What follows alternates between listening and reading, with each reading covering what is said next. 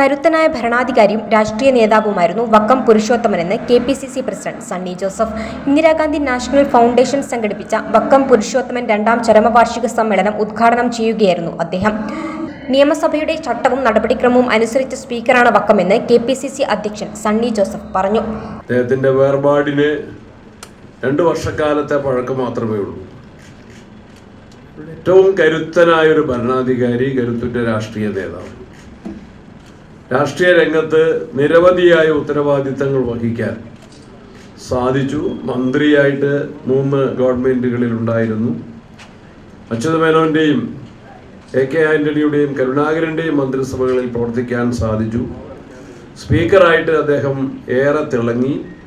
Parliament മെമ്പറായിട്ട് പ്രവർത്തിക്കാൻ സാധിച്ചു. അതേപോലെ തന്നെ ഗവർണറായിട്ട് ആൻഡമാൻ നിക്കോബാറിലും മിസോറാമിലുമെല്ലാം ഗവർണറായിട്ടും അദ്ദേഹം വളരെയേറെ കർത്തവ്യ താല്പര്യത്തോടുകൂടി അദ്ദേഹം പ്രവർത്തിച്ചു. ആ മേഖലകളിലെല്ലാം വിജയം വരിച്ചു. ഒരു ഭരണാധികാരി എന്ന നിലയിൽ അദ്ദേഹം കൃഷിമന്ത്രിയായിരുന്നപ്പോൾ കർഷകരുടെ ക്ഷേമത്തിന് വേണ്ടി, തൊഴിൽ മന്ത്രിയായിരുന്നപ്പോൾ കർഷക തൊഴിലാളി നിയമം, ആരോഗ്യമന്ത്രിയായിരുന്നപ്പോൾ മെഡിക്കൽ കോളേജുകളെ റഫറൽ ആശുപത്രികളാക്കി മാറ്റിക്കൊണ്ടുള്ള നടപടികൾ സ്വീകരിച്ചു. ടൂറിസം മന്ത്രിയായിരുന്നപ്പോൾ ഓണാഘോഷം കേരളത്തിൻ്റെ ഒരു പൊതു ആഘോഷമാക്കി മാറ്റുന്നതിൽ പുതിയ നടപടികൾ സ്വീകരിച്ചു. ഗവർണറായിരുന്നപ്പോഴും ആൻഡമാൻ നിക്കോബാറിൽ യാത്ര ചെയ്ത ആളുകൾക്കറിയാം, അദ്ദേഹത്തിൻ്റെ സ്മാരകങ്ങളായിട്ട് നിരവധി വികസന പ്രവർത്തനങ്ങൾ അവിടെ നടത്തി ജനശ്രദ്ധ ആകർഷിക്കുന്നതിന് വേണ്ടി ശ്രീ വക്കം പുരുഷോത്തമന് സാധിച്ചിട്ടുണ്ട്.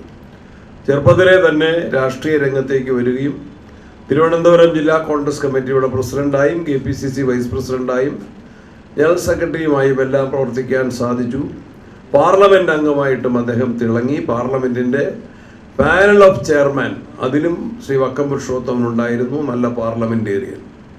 ഇവിടെ ശ്രീ മോഹൻകുമാർ ചൂണ്ടിക്കാട്ടിയതുപോലെ ഒരുപക്ഷെ അദ്ദേഹത്തിൻ്റെ ഏറ്റവും സുദൃഢമായ സേവനം നമ്മൾ മനസ്സിലാക്കുന്നത് നിയമസഭാ സ്പീക്കർ എന്ന നിലയിലുള്ള അദ്ദേഹത്തിൻ്റെ പ്രവർത്തന രംഗത്തെ വിജയം തന്നെയാണ്. ഞങ്ങളൊക്കെ നിയമസഭയിൽ ഇരിക്കുമ്പോൾ, ഞാൻ വക്കം പുരുഷോത്തമൻ സഭയിലുണ്ടായിരുന്ന സമയത്ത് ഞാൻ നിയമസഭാ അംഗമായിരുന്നില്ല.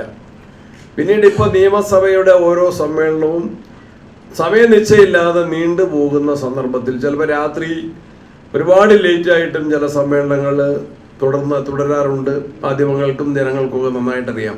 പക്ഷെ വക്കംജിയുടെ ഒരു പ്രത്യേകത, അദ്ദേഹം നിയമസഭയുടെ ചട്ടവും നടപടിക്രമവും അനുസരിച്ച് വെള്ളിയാഴ്ച 12:30 മണിക്ക്, ഇപ്പോഴും വെള്ളിയാഴ്ച ആകുമ്പോൾ 12:30 മണിക്ക് അവസാനിക്കും. അല്ലാത്ത ദിവസങ്ങളിൽ 1:30 മണിക്ക് സഭ അവസാനിക്കണം.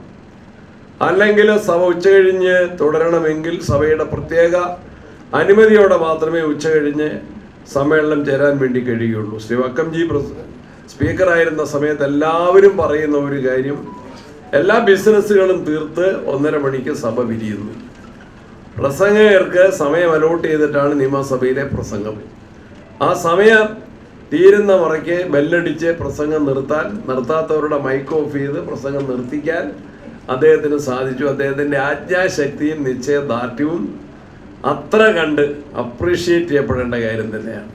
ഞാൻ മനസ്സിൽ കരുതിയിട്ടുണ്ട്, വക്കം പുരുഷോത്തമൻ ഞാൻ എപ്പോഴെങ്കിലും സ്പീക്കറായാൽ, എപ്പോഴെങ്കിലും നിയമസഭയുടെ സ്പീക്കറായിട്ടുണ്ടെങ്കിൽ ഞാൻ തുടരാൻ ആഗ്രഹിക്കുന്ന ഒരു മാതൃക വക്കത്തിൻ്റെ മാതൃകയായിരിക്കും. കാരണം സമയ ക്ലപ്തത പാലിക്കുക എന്നുള്ളത് വളരെ പ്രധാനപ്പെട്ട കാര്യം തന്നെയാണ്.